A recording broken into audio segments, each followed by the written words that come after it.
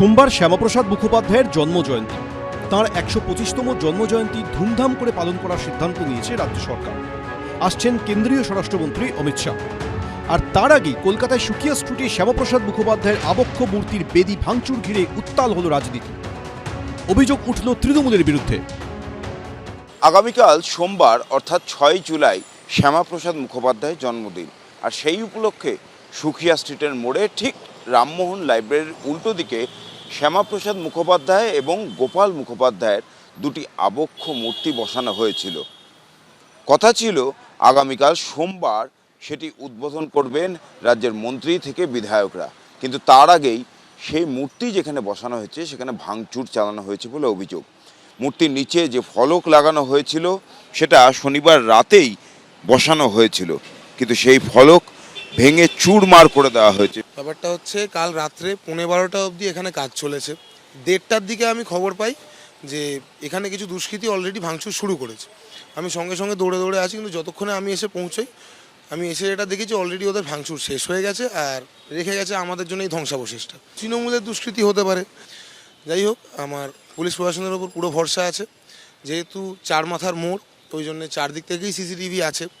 ওনারা CCTV ফুটেজগুলোকে retrieve করার চেষ্টা করছে, আর যে দুষ্কৃতীরা করেছে তারা খুব শীঘ্রই ধরা পড়বে।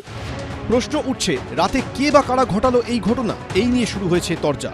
শ্যামাপ্রসাদ মুখার্জির মূর্তি ভাঙলে পশ্চিমবঙ্গ এবং বাঙালির হৃদয় থেকে শ্যামাপ্রসাদ মুখার্জিকে সরাতে পারবে না। হাজারো মূর্তি ভাঙুক, শ্যামাপ্রসাদ মুখার্জি পশ্চিমবঙ্গের রূপকার, মূর্তি ভেঙে কোনো লাভ নেই।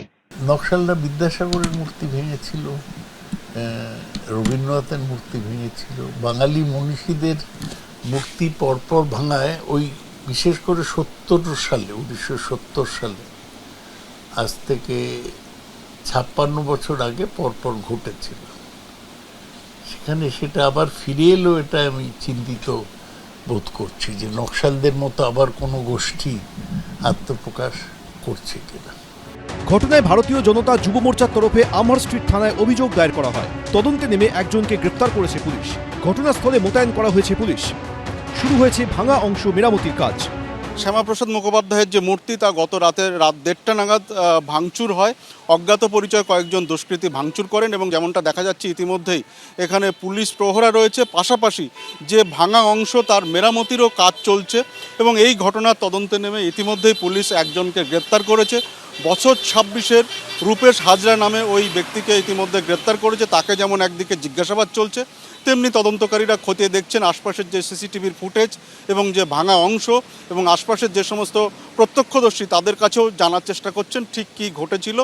2019-এর লোকসভা ভোটের সময় কলকাতায় অমিত শাহ রোড শোর দিন বিদ্যাসাগরের মূর্তি ভাঙা ঘিরে তোলপাড় হয়েছিল রাজনীতি। তারপর থেকে বহুকাল শাসক তৃণমূল বিদ্যাসাগরের মূর্তি ভাঙার জন্য দায়ী করে এসেছে বিজেপিকে। পালা বদলের পর এবার শ্যামাপ্রসাদের মূর্তির বেদি ভাঙা নিয়ে তৈরি হওয়া বিতর্কের জল কোন দিকে গড়ায় সেটাই দেখা।